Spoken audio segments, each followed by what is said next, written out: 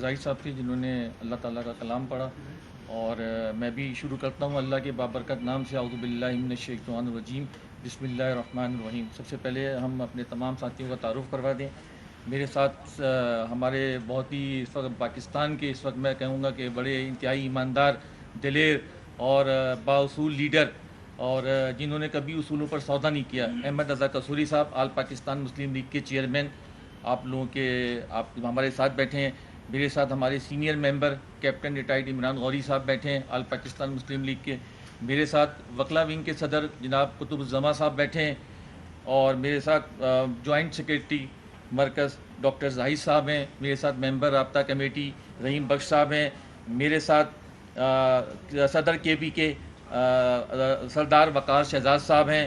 ہمارے ساتھ ساؤتھ پنجاب کے صدر حاجی محمد شریف صاحب ہیں۔ اس کے علاوہ صدر گلگت جمشید عادل صاحب ہیں، اور دیگر ہمارے ساتھی ہیں جو بلوچستان سے آئے، اور ہمارے مرکزی کوارڈینیٹر امجد شاہ صاحب ہیں۔ ہمارے اسلام آباد چیف آرگنائزر اور سابقہ ڈائریکٹر جنرل اوورسیز سید کمال شاہ صاحب ہیں، اور دیگر ہمارے ساتھی ہیں جو یہاں پر موجود ہیں۔ اور میں اپنا بھی انٹروڈکشن کروا دوں۔ میں تقریباً 15-16 سال سے آل پاکستان مسلم لیگ کا حصہ رہا ہوں، اور اس وقت میں آل پاکستان مسلم لیگ کا سیکریٹری جنرل ہوں مرکزی، اور میرا نام سیف الرحمان ہے۔ اور میرا خیال ہے ہم پہلے ہی ٹائم ویسٹ ہو گیا ہے، اور آپ صحافی بہت دیر سے موجود ہیں، اور میں اب دعوت دوں گا ہمارے جو چیئرمین ہیں آل پاکستان مسلم لیگ کے احمد رضا قصوری صاحب کو، کہ سر وہ آج جو اپنے خیالات سے، اور جو اس وقت موجودہ سیاسی حالات ہیں، اور جو 9 مئی کو واقعات ہوئے، اور افواج پاکستان سے اظہار یکجہتی کے لیے جو آپ کی ہدایت پہ اس وقت پورے پاکستان میں پروگرام ہو رہے ہیں، اس کے حوالے سے احمد رضا قصوری صاحب جو ہیں وہ خطاب کریں گے۔ Thank you sir. السلام علیکم۔ میں دل کی گہرائیوں سے آپ سب کا مشکور ہوں کہ آپ نے اس شارٹ نوٹس میں آ کر اس پریس کانفرنس کی رونق کو بڑھایا۔ دیکھیں، اس وقت جو دنیا میں جو اصول چل رہا ہے وار کا، اس کو کہتے ہیں ہائبرڈ وار، جسے 5th جنریشن وار بھی کہتے ہیں۔ یہ جو جنگ ہے، یہ بارڈرز کے اوپر توپ اور تفنگ سے نہیں لڑی جائے گی، بلکہ ذہنوں میں لڑی جائے گی، اور اس کا بنیادی مقصد یہ ہوتا ہے کہ افواج اور عوام کے درمیان ایک خلیج پیدا کر دو۔ رستو آج سے 2000 سال پہلے کہہ گیا ہے کہ اگر کسی قوم کو ہرانا ہے تو اس کی فوج اور اس کے عوام کے درمیان ایک خلیج پیدا کر دو۔ اور یہ جو ہائبرڈ وار ہے، اس کو اجے دیوال ڈاکٹرن بھی کہتے ہیں۔ اجے دیوال جو ہے وہ را کا ڈائریکٹر ہے، اس نے یہ کانسیپٹ دیا اپنا hybrid war and 5th generation war. اب چیز یہ ہے کہ یہاں جو 9 مئی کو ہوا، وہ پاکستان کی تاریخ کا سیاہ ترین دن ہے، کہ پہلی دفعہ ہمارے لوگوں نے یہ اجے دیوال کی تھیوری کے اوپر کام کرتے ہوئے ہم نے اپنی افواج کو اپنا ٹارگٹ بنایا۔ اور آپ نے دیکھا کہ لاہور میں کور کمانڈر کے گھر کو ٹارگٹ کیا گیا، میاں والی میں جو وہ پلین جو ٹرافی کے طور پر رکھا گیا تھا، جس پر کہ اپنا اسکواڈرن لیڈر ایم عالم نے 5 ہندوستان کے جہاز گرا کے دنیا کا ایک ریکارڈ قائم کیا، فیصل آباد میں ISI کے، اور اسی طرح کراچی میں جو ہے اپنا رینجرز کے اپنا چوکی کے اوپر کیا گیا، اور GHQ پر بھی کوشش کی گئی۔ GHQ پر پہلی دفعہ جو تھا وہ اپنا طالبان نے حملہ کی کوشش کی، اس کے بعد یہ 9 تاریخ کو دوبارہ کیا گیا۔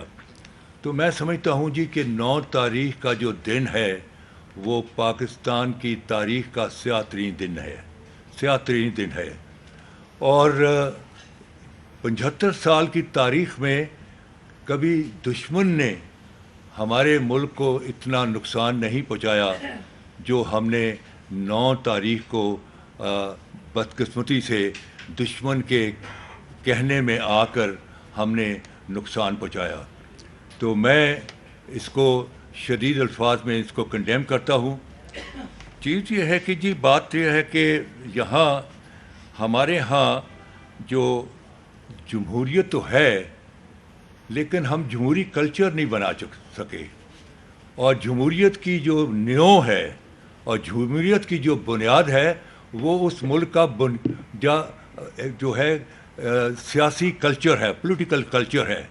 اور اس پولیٹیکل کلچر کے 2 ستون ہیں, ٹالرنس اور پیشنس, صبر اور اپنا برداشت. جس قوم میں صبر اور برداشت کا فقدان ہے اس قوم میں, اس ملک میں دنیا کے سارے نظام چل سکتے ہیں لیکن جمہوریت نہیں چلے گی, کیونکہ جمہوریت کی جو نیو ہے وہ ہے صبر اور برداشت. وہ کہتے ہیں کہ وداؤٹ ٹالرنس اینڈ اپنا patience you can run any system of government but not democracy. The tolerance and patience is a sine qua non of democracy. وہ اس کی نیو ہے. ہمارے ہاں اس کا فقدان ہے, اور جو آپ پچھلے چند مہینوں سے اس ملک میں دیکھ رہے ہیں, آپ لوگ جو ہیں اہل قلم ہیں, اہل دانش ہیں, ان چیزوں کو آپ بغور دیکھ رہے ہیں. چیز یہ ہے جی کہ ہمارے ہاں جو آئین میں ہے ایک اصول ہے, اس کو کہتے ہیں ٹرائیکاٹمی آف پاور, کہ ہمارے ہاں جو ریاستی جو ہے اپنی حاکمیت جو ہے وہ 3 حصوں میں منقسم ہے, یعنی انتظامیہ اور عدلیہ اور مقننہ. یہ تینوں کے تینوں جو ہیں, جو سیگمنٹ جو ہیں ریاست کے, یہ جو ہے یہ آئین کے بچے ہیں. یہ آئین سے یہ نکلتے ہیں. ہمارے ہاں جو ہے عام طور پر تاثر یہ دیا جاتا ہے کہ پارلیمنٹ از ساورن. ہمارے ہاں پارلیمنٹ ساورن نہیں ہے. پارلیمنٹ ساورن وہاں ہوتی ہے جہاں ان ریٹن کانسٹیٹیوشن ہو, اور جہاں ریٹن کانسٹیٹیوشن ہو وہاں کانسٹیٹیوشن ساورن ہوتا ہے. لہذا کانسٹیٹیوشن کے نے جو اپنی جو ساورینٹی ہے اس کو تقسیم کر دیا ہے مقننہ, انتظامیہ اور عدلیہ میں, اور یہ تینوں کی حدود اور قیود جو ہے وہ آئین نے انٹروڈیوس کی ہوئی ہیں. اگر کوئی جو سیگمنٹ جو ہے ریاست کا کوئی حصہ اپنے دائرہ کار سے نکل کر اور فلاں کے دوسرے کے دائرہ کار میں انٹر ہوگا تو اس سے ایک تصادم پیدا ہوگا, اس سے ایک خلل پیدا ہوگا, اس سے آئین کو بھی نقصان پہنچے گا, اور آئینی جو ادارے ہیں وہ بھی نقصان پہنچیں گے, ان کو بھی پہنچے گا. آپ دیکھ رہے ہیں چند ہفتوں سے کہ پاکستان میں ایک تصادم نظر آ رہا ہے. اپنا جو جہاں تک عدلیہ ہے وہ کہہ رہی ہے کہ ہمیں جو ہے اپنا پارلیمنٹ تمام کارروائی دے, ہم پارلیمنٹ کو دیکھنا چاہتے ہیں کہ وہ کیا کر رہے ہیں. حالانکہ جو آرٹیکل 69 ہے اس کے اندر پارلیمنٹ میں جو کچھ بھی ہوتا ہے وہ فلی پروٹیکٹڈ ہے, اس کو کوئی باہر کی اتھارٹی اس میں نہیں دیکھ سکتی, کیونکہ پارلیمنٹ جو ہے وہ اپنے کاروبار میں جو ہے فلی انڈیپینڈنٹ ہے. لیکن یہاں آپ نے دیکھا کہ انہوں نے کہا کہ ہمیں اس کی جو ہے کارکردگی ان کی جو ہے کارکردگی ہمیں بھیجی جائے. تو یہ بالکل ایک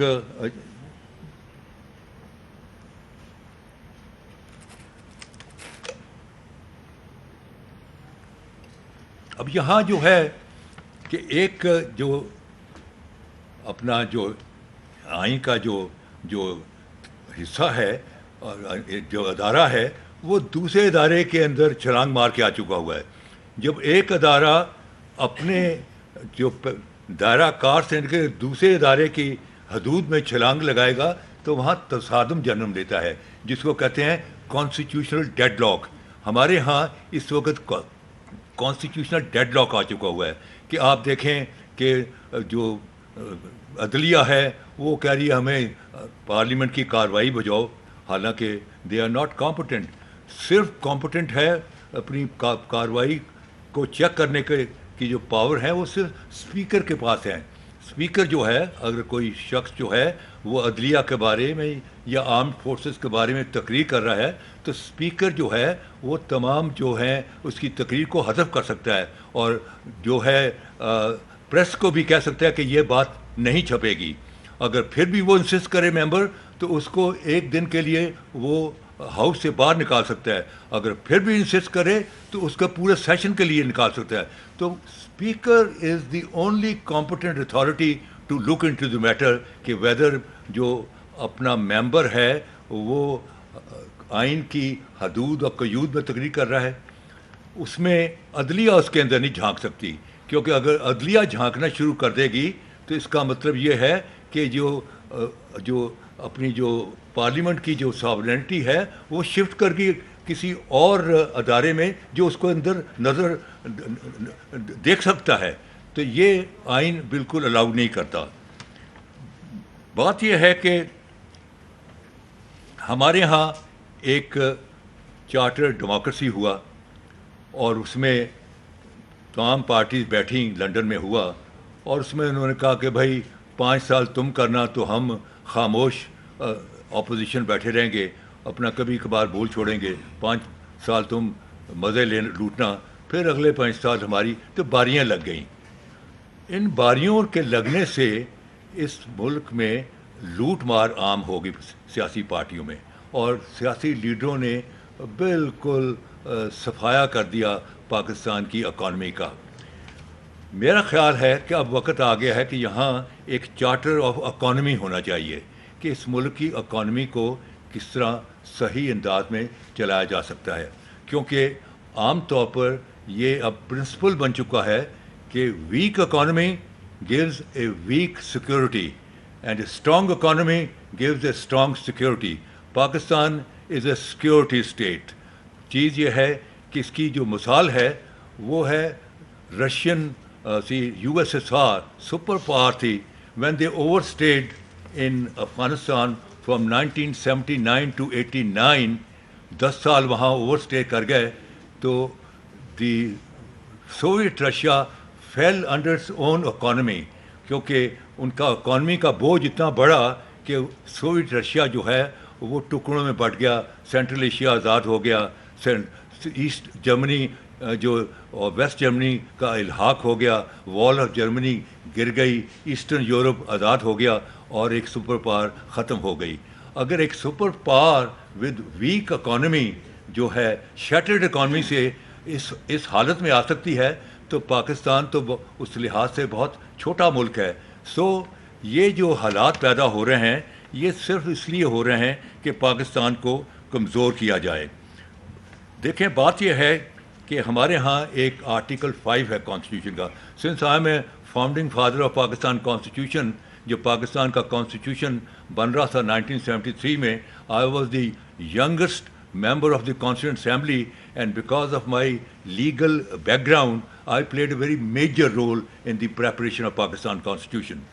تو اس میں ایک آرٹیکل 5 ہے جو یہ کہتا ہے کہ every person has a loyalty towards the state and obedience towards the Constitution. مطلب یہ ہے کہ پرسن آپ بھی ہیں، میں بھی ہوں، آرمی چیف بھی پرسن ہے، ہم سب پرسن ہیں. ہماری سب کی جو وفاداری ہے وہ ریاست کے ساتھ ہے، اور جو لائلٹی ہے، جو اپنی لائلٹی جو ہے وہ ریاست کے ساتھ ہے، اور جو علمداری ہے، جو اوبیڈینس ہے وہ ہے آئین کے ساتھ. اب ذرا کبھی سوچئے کہ کسی وقت آئین اور ریاست آمنے سامنے آ جائے، ایسے جیسے اس وقت حالات نظر آ رہے ہیں کہ اگر آئین اور ریاست آمنے سامنے آ جائے تو آپ کس کو بچائیں گے؟ ریاست کو بچائیں گے یا آئین کو بچائیں گے؟ اگر آپ نے آئین کو بچاتے بچاتے ریاست کھو بیٹھے تو اس کو آئین کو تو ردی کی ٹوکری میں پھینک دیا جائے گا. لیکن اگر آپ ریاست کو بچا لیتے ہیں اور آئین جو ہے وہ اپنا کچھ عرصے کے لیے اس کو ہیلڈ ان ابینس کر دیا جاتا ہے تو وہ ماضی کی طرح دوبارہ ریسٹور ہو جائے گا. اور اس کی جو کیس سٹڈی ہے کہ ہم نے ایسٹ پاکستان میں ہم آئینی جو 1970 کا کرائسس تھا ہم آئینی جھمیلوں میں پڑ گئے, 6 پوائنٹ فلاں پوائنٹ ان میں پڑ گئے, اور ہم نے ریاست کو بچانے کے لیے کوشش نہیں کی. تو پھر آپ کے سامنے ہے 16 دسمبر 1971 کا سانیہ کہ ہم نے ریاست کو بچانے کے لیے کوئی اقدام نہیں کیے بلکہ ہم آئینی جھمیلوں میں پڑ گئے. تو چیز یہ ہے کہ آج کیا چٹاگانگ, ڈھاکہ, میمن سنگھ میں پاکستان کا آئین لاگو ہے؟ آنسر از نو, کیونکہ وہ ہماری ریاست کا حصہ ہی نہیں ہے. آج پاکستان کو اسی قسم کے حالات نظر جو ہے ان سے سامنا کرنا پڑ رہا ہے. کیونکہ میں نے پاکستان کو ٹوٹتے ہوئے دیکھا. میں واحد شخص تھا جب ذوالفقار علی بھٹو نے کہا کہ جو جائے گا ڈھاکے میں اس کی ٹانگیں توڑ دوں گا, اور جو جائے گا ڈھاکے وہ یک طرفہ ٹکٹ کو لے کے جائے گا, یعنی وہ بچ کر نہیں آئے گا. یہ اس نے 28 فروری 1971 کو اقبال پارک لاہور میں کہا. میں واحد شخص تھا جو اپنے ضمیر کی آواز پر 3 مارچ 1971 کو ڈھاکے گیا, اور میں نے پاکستان کی تاریخ کے ساتھ اپنی حاضری لگائی. اگر وہ سیشن ہو جاتا تو آج ہنستا بستا پاکستان ایک ہوتا. وہ سیشن نہیں ہوا تو پھر تاریخ ہے کہ آدھا پاکستان ٹوٹ گیا, فوجیں ہار گئیں اور ہزار حال بے گناہ لوگ مارے گئے. تو چیز یہ ہے کہ آج اسی قسم کے حالات دوبارہ رونما ہو رہے ہیں, اور میں تو کسی وقت رات کو پریشانی سے اٹھ کھڑا ہوتا ہوں کہ کیونکہ میں نے آدھا پاکستان اپنی آنکھوں کے سامنے ٹوٹتے ہوئے دیکھا ہے, تو مجھے اسی قسم کے حالات دوبارہ اس ملک میں رونما ہوتے ہوئے نظر آ رہے ہیں. دعا کیجئے کہ اللہ تعالیٰ پاکستان کو اپنی حفظ و امان و پناہ میں رکھے. پاکستان جو ہے وہ اللہ کا ایک تحفہ ہے, اور پاکستان کے بنانے میں ایک دینی اور ایک روحانی ہیٹرک ہے. ہیٹرک اسے کہتے ہیں کہ جب آپ 3 گیندوں پر 3 وکٹیں لیں تو وہ کرکٹ میں بہت بڑی چیز سمجھی جاتی ہے. ہمارا یہ جو پاکستان بنانے میں ایک روحانی ہیٹرک ہے کہ اللہ تعالیٰ نے دن چنا تو جمعہ چنا, مہینہ چنا تو رمضان چنا, اور رات چنی تو نزول قرآن کی رات چنی, 27ویں کی رات چنی. اب چیز یہ ہے کہ اللہ تعالیٰ کو کسی نے دیکھا تو ہے نہیں, لیکن جو اہل نظر ہیں جو رات کو شب برداری کرتے ہیں, وہ جب ہوا و فضا میں نشانیاں دیکھتے ہیں تو وہ کہہ اٹھتے ہیں کہ کوئی تو ہے جو نظام ہستی چلا رہا ہے, وہی خدا ہے. تو چیز یہ ہے کہ اس ملک کو جو ہے خدا نے بنایا ہے, اور یہ انشاءاللہ تعالی ہماری تمام تر بدبختیاں اور تمام تر کوتاہیوں کے باوجود یہ ملک جو ہے تا قیامت زندہ رہے گا, کیونکہ یہ ملک جو ہے یہ عالم اسلام کا قلعہ ہے اور ہندوستان اور کشمیر کے لوگوں کی ڈھال ہے. اس کو اسی لیے میں کہتا ہوں کہ پاکستان کا سلوگن کیا ہونا چاہیے, ایک مضبوط, غیر مقروض, ناقابل تسخیر پاکستان. سیاسی طور پر مضبوط, معاشی طور پر غیر مقروض, اور فوجی طور پر ناقابل تسخیر پاکستان. یہ ہے پاکستان کی منزل, اور یہ ہے پاکستان کا فلسفہ جس کو آج تک ہم نبھا نہیں سکے. ہم نے اس کو 75 سالوں میں اتنا ظلم کیا ہے کہ ہم اس کو آج بالکل ریورس میں جا چکے ہیں. جو ہم سے بعد میں لوگ آزاد ہوئے, چائنا ہم سے 2 سال بعد میں آزاد ہوا, وہ کہاں سے کہاں پہنچ چکے ہوئے ہیں. اور جی وہ لوگ جنہوں نے ہماری اکانومی کا چربہ لے کے نارتھ کوریا اور اپنا اور ملکوں نے اسی جو فالو کیا, وہ آج کہاں پہنچے ہوئے ہیں اور ہم آج کہاں پہنچے ہوئے ہیں. تو چیز یہ ہے کہ یہ ساری پرابلم آ رہی ہیں کہ ہمارے ہاں لیڈرشپ کی جو ہے کمزوری ہے. پاکستان میں اللہ تعالیٰ نے بہت ساری چیزیں دی ہوئی ہیں. پاکستان میں جو ہے اپنا یہ واحد ملک ہے جس میں 35 گلیشیئرز ہیں. گلیشیئر جو ہیں وہ اللہ تعالیٰ کی ٹینکیاں ہیں پانی کی, جہاں سے پانی آ رہا ہے, اور سندھ اور پنجاب کے جو اپنے میدان اپنے ان کو زرخیز کر رہے ہیں ان کی زمینوں کو. ہمارے ہاں ہماری فوج دنیا کی 6ٹھی سب سے بڑی فوج ہے, اور most discipline, highly trained and highly professional army. اگر آپ نے کبھی پاکستان آرمی کا رول کے بارے میں کبھی سننا ہو تو کبھی یونائٹڈ نیشن جائیے, میں جاتا رہتا ہوں, تو وہاں جا کے دیکھیے, the moment they get to know you are from Pakistan, they praise very lavishly about the peacekeeping role of Pakistan Army in United Nations. تو یہ ہے پاکستان کی فوج. We are a nuclear country. اسی تو چیز یہ ہے کہ we are not an ordinary country.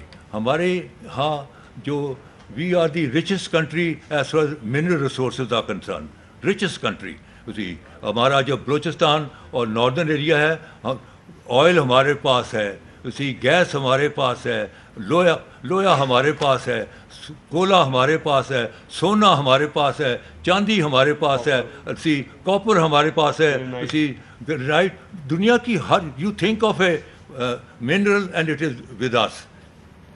لہذا یہ ملک جو ہے یہ کسی لحاظ سے غریب ملک نہیں ہے. It's a very very viable country. اس کو جو غربت کے کنارے پر لا کھڑا کیا ہے وہ ہمارے سیاستدانوں نے کیا ہے, جنہوں نے 2 ہاتھوں سے لوٹا ہے. اور اگر وہ لوٹ کر یہیں ریسائیکل کرتے, جرم تو تب بھی ہوتا, لیکن پھر بھی وہ تھوڑا سا قابل رحم ہو جاتے. لیکن انہوں نے بدقسمتی یہ کی کہ وہ پیسہ لوٹ کر انہوں نے منی لانڈرنگ کر کے ملک سے باہر لے گئے.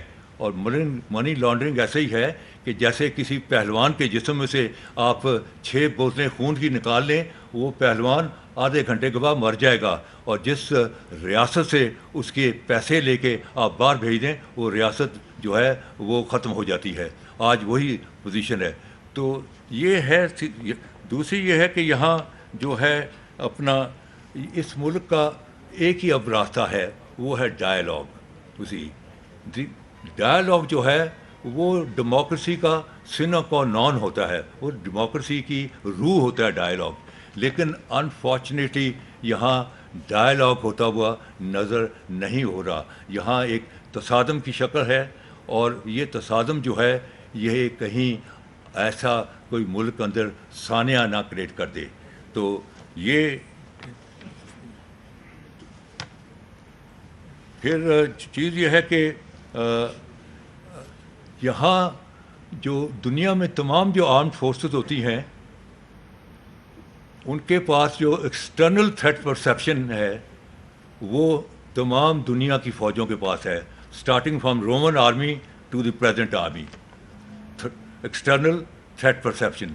لیکن Ayub Khan onward internal threat perception بھی آرمی نے اپنا ڈومین بنا لیا. اور اس کی وہ آرگومنٹ یہ دیتے ہیں کہ مشرقی پاکستان بنیادی طور پر انٹرنل تھریٹ پرسیپشن تھا. ہم نے ان کے ساتھ زیادتیاں کی, ہم نے ان کو ایز اے کالونی ٹریٹ کیا, we badly treated them. It was basically an internal threat perception. لیکن ہمارے بیلیجرنٹ نیبر انڈیا نے اس کا ایڈوانٹیج لیا اینڈ پاکستان 2 حصوں میں تقسیم ہو گیا. So therefore some time internal threat perception جو ہوتا ہے وہ انوائٹ کرتا ہے external threat perception. So there for